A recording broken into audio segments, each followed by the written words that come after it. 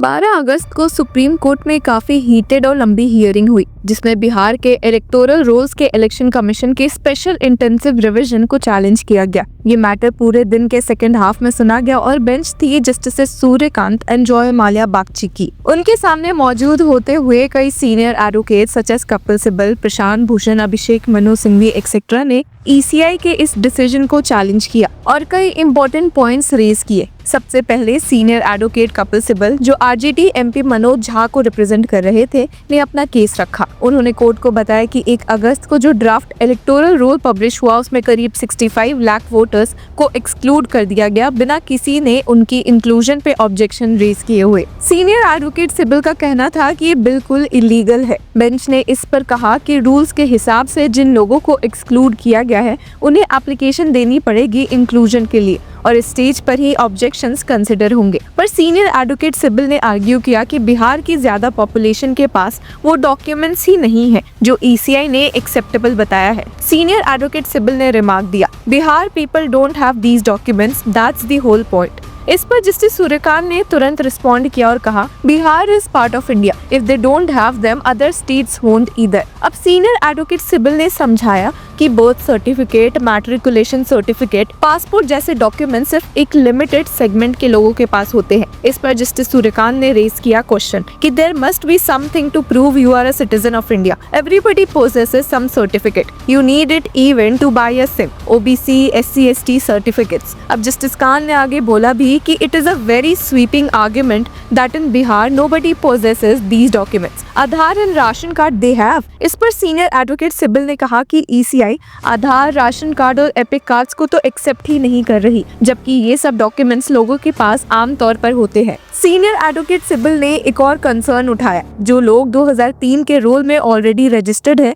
उन्हें भी अब इनमरेशन फॉर्म फिल्स करने पड़ रहे हैं, जबकि उनके लिए डॉक्यूमेंट सबमिट करना जरूरी नहीं था। इस पर उन्होंने कहा, these are very poor people, they can't do it online, why should even the people who are in the 2003 role be asked to give form, if they don't they are also excluded। इस पर justice Bagchi ने पूछा, these 65 lakh you are saying were excluded, is it with reference to the 2003 role? जिस पर senior advocate Sibal ने जवाब दिया कि ये 2025 रोल्स के रेफरेंस में है। अब यहाँ पर सीनियर एडवोकेट राकेश द्विवेदी, जो कि ECI के लिए आर्ग्यू करते हुए नजर आए, ने क्लैरिफाई किया कि जो लोग 2003 लिस्ट में है और उनके बच्चे, उन्हें कोई फॉर्म सबमिट नहीं करना है। ये कैटेगरी लगभग 6.5 करोड़ वोटर्स की है। उन्होंने कहा कि पिटिशनर्स के आर्गुमेंट्स बस स्पेकुलेशंस है और ECI को प्रोसेस कंप्लीट करने का मौका दिया जाना चाहिए। सीनियर एडवोकेट सिब्बल ने काउंटर किया कि टोटल वोटर्स 7.9 करोड़ हैं और ECI के हिसाब से 7.24 करोड़ ने फॉर्म सबमिट किए हैं। 22 लाख लोग मर चुके हैं, 36 लाख शिफ्ट हो गए हैं। उनका कहना था कि ECI ने ये फिगर्स किसी प्रॉपर इंक्वायरी के बिना दे दिए हैं। अब जस्टिस बागची ने ऑब्जर्व किया कि इंटेंसिव रिवीजन का पर्पस ये होता है कि पता चले कि अगर डेड या माइग्रेटेड लोग रोल्स पे बने हुए हैं तो उसके बाद सीनियर एडवोकेट प्रशांत भूषण,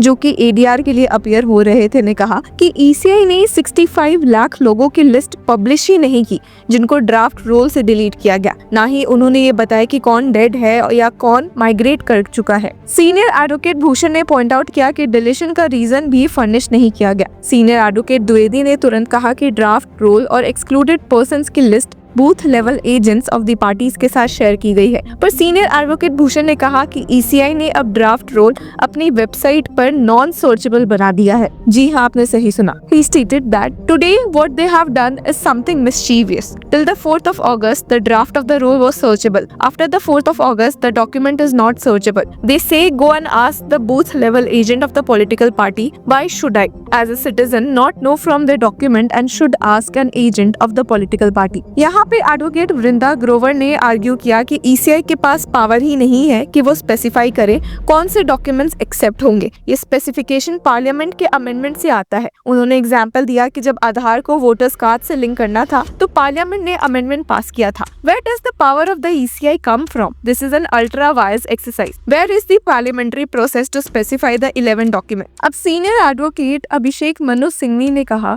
कि सिटीजनशिप के लैक के ग्राउंड पे वोटर्स को रिमूव करना एक प्रॉपर ड्यू प्रोसेस से होना चाहिए, जो असेंबली इलेक्शंस के 3-4 महीने पहले पॉसिबल नहीं है। उन्होंने ECI के रिफ्यूजल को क्वेश्चन किया कि आधार और एपिक को एक्सेप्ट क्यों नहीं कर रहे। सीनियर एडवोकेट सिंघवी ने कहा कि जो लोग 2003 से 2025 तक रोल्स में हैं, उनके पास एक प्रिजम्पशन ऑफ सिटीजनशिप होता है। You can not start by presumptively doubting the citizenship of 5 crore of voters who are in the post 2003 rule. The presumption is that they are citizen unless established otherwise through a procedure in accordance with the law. अब justice Khan ने जवाब दिया कि अगर 5 crore voters को invalid declare किया गया तो कोर्ट इंटरफेयर करेगी, जिस पे Do we have to explain to everyone that if we find something suspicious, can't we include all of them? This पर senior advocate सिंघवी ने warning the. Today, in the guise of methodology of revising their role, they are reversing the burden of proof of citizenship, saying prove your citizenship, that too in 2.5 months. उन्होंने case Lal Babu Hussain versus electoral registration officer 1995 का reference दिया, जिसमें कहा गया था कि citizenship determination ECI का domain नहीं है. He further stated, these are people who have voted in 5 or 10 elections already. EC is forgetting that. You cannot become the determiner of citizenship by reversing the burden. Those who have been voters since years must produce documents. अगर citizenship पे doubt है तो उसका procedure foreigners act में दिया गया है. इस कंटेक्स्ट में उन्होंने हाईलाइट किया कि असम के अलावा किसी स्टेट में फॉरेनर्स ट्रिब्यूनल नहीं है. अब पॉलिटिकल एक्टिविस्ट योगेंद्र यादव ने अपने आर्ग्यूमेंट्स में कहा कि मास डिसएनफ्रेंचाइजमेंट